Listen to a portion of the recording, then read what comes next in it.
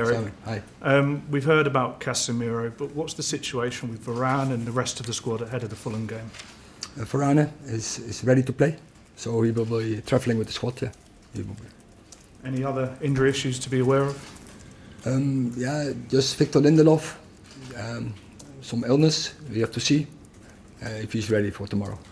You said after the Newcastle game that you were a fighter, but people have questioned the character of some of your players in your squad. Do you believe that they have the requisite fight to get you out of this position? But that's not right. And you can't say that. Remember only the fight we showed against Brentford, that comeback. If there wasn't spirit in the dressing room, if there wasn't characters in the dressing room, you can't do this. Erik, last week after the Manchester City game, some quotes attributed to you came out about Ajax and the way that Ajax played, and you saying that you couldn't play at Manchester United the way that Ajax played. Is that right? Because I would have thought that most people would think that you came here because of the way that Ajax played. I thought it was the explanation, from my point of view, was totally wrong. But I can't play like Ajax because they're different players. So I came here with my philosophy based on possession, but also to combine it with the DNA of Manchester United and combine it with the players, with the competences, with the characters of the players. And that do you combine, and I think last year we have seen what that was. I think we played very good football last season. And this season, the philosophy is not different. Only I would emphasize more on go direct, but the explanation for my direct, they thought that I want to go for long balls. No, I don't want Andre Onana to go for long balls. No, I want to play from the back, as we did, and we tried it every game, also against City. But if an opponent is going so in a high press, that is a good option to go direct. What I meant with directness is, and I explain it I thought it was in the USA on you all, how we want to play. We want to press.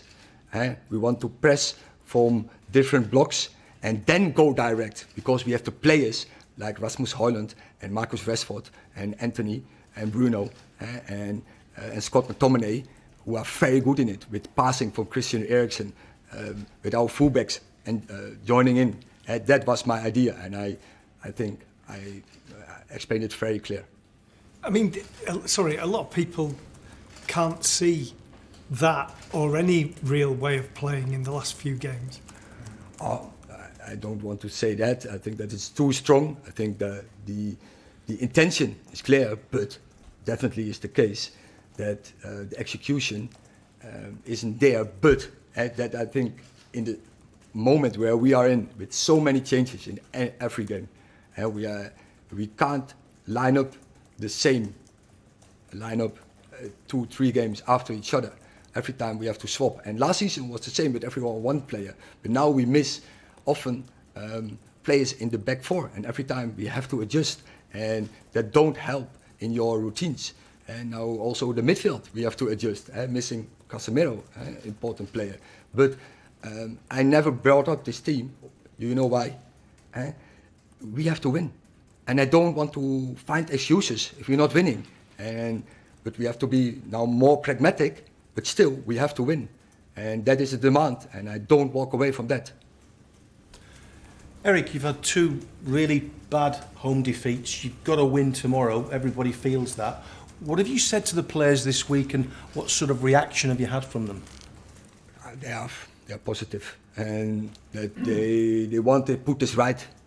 And we know the standards here, and we have to match the standards every day.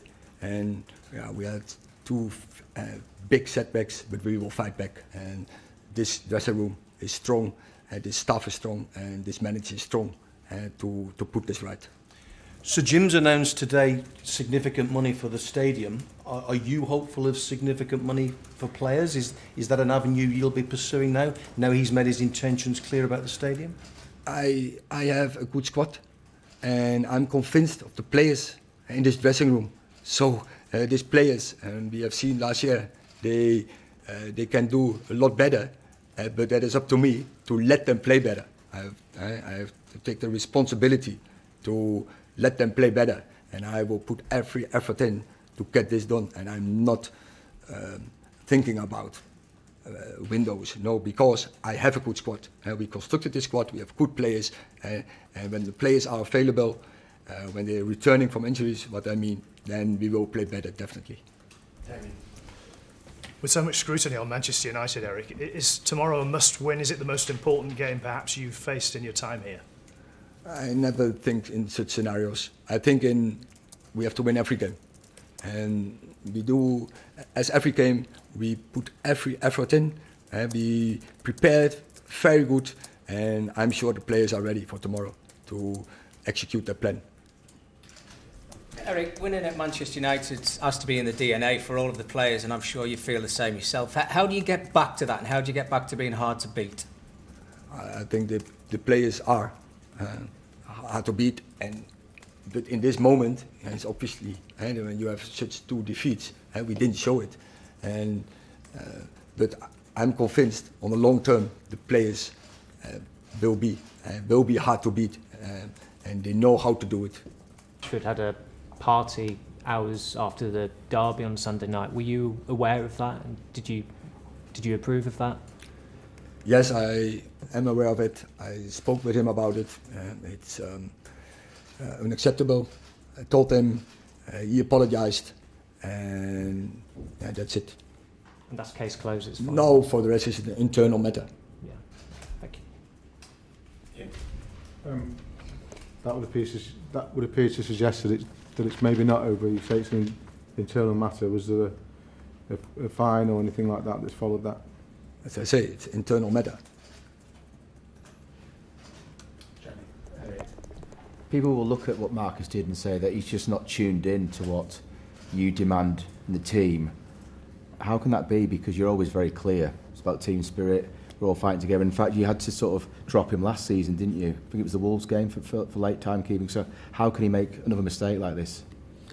I think your suggestion is not right. He's fitting in. He's very motivated to put things right. I know which effort he's putting in. He's totally with us. But if it's unacceptable, to use your word, he's not fitting in, is he? It's unacceptable. So he makes a mistake, but it doesn't say he's fitting in. I see him every day on the training, what he's doing. I know.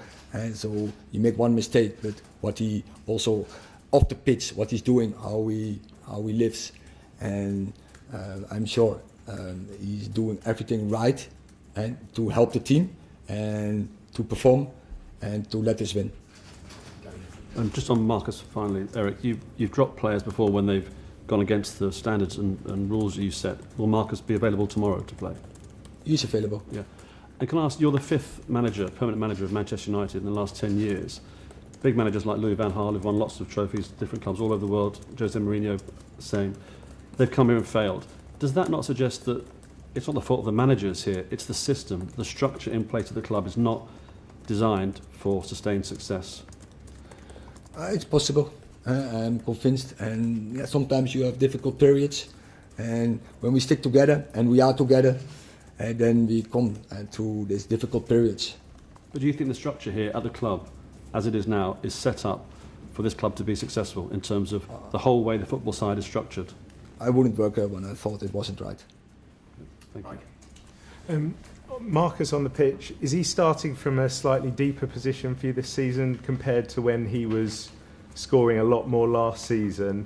And just on this week as well, was he on the bench because of the weekend, or was it separate? No, if you have seen, we rotated more in that game, and he is not. It is not our intention to positioning him lower, so deeper on the pitch. No, he has to be close as possible to the opponent's goal, because there are his qualities. There he is so for us so important, and he will so much contribute to our success. So we have to get him there as a team, and he will, as individual also, he has to move, make his movements to arrive in the right moments. So his timing, and I'm sure it will be back. Yeah. Erik, what do you do personally to handle the pressure? Because the spotlight on this club is probably greater than any club in the world, particularly when it's not going so well. Do you find it a lonely place? Is there something you do away from the ground, the training ground, to cope with it all? I do nothing different in my former periods, because in the end of the day it's about 11 against 11, and it's refereeing, and you have so the opponent, you have to face the opposition, and you have to prepare the team, and you do that by on the training pitch, you do that in the week here on Carrington, to prepare the team as good as possible as a team and as individuals. There must be an impact on you, though, Erik. You're not a robot. There must be an impact on you, the pressure of this club and of this job, and watching the team play badly. It must have an impact on you. So always when the team is not playing well, you think about it to get it right. But for the rest, I'm not thinking about things away from the team. And of course, sometimes I have to go into that question before. Also, I need my relaxation to get the energy. But for now, it's 24/7. You think about how do I get this right. Rob. When you spoke to us on Wednesday, you said that you wanted to take responsibility, but you also said it was the duty of the players to take their share of the responsibility. But can you trust them to take that responsibility if you've got a situation when in a really bad moment one of your senior players in Marcus Rashford has made quite a silly mistake? So yeah, I have to take the responsibility, and yes, it's a shared responsibility, and yeah, I trust the players. And again, I've seen many moments in those months I've been here, and also lately, that they fight. There is the spirit, and for instance, the return against Brentford. Michael. Hi, Erik. Hi. In the last 6 matches, you've made half-time changes in 5 of them. Why is that? You want to let the team play better, and so we have a squad. And when I think the team needs a change, and then to win the game, and you make the change, for instance. And I think some were very good.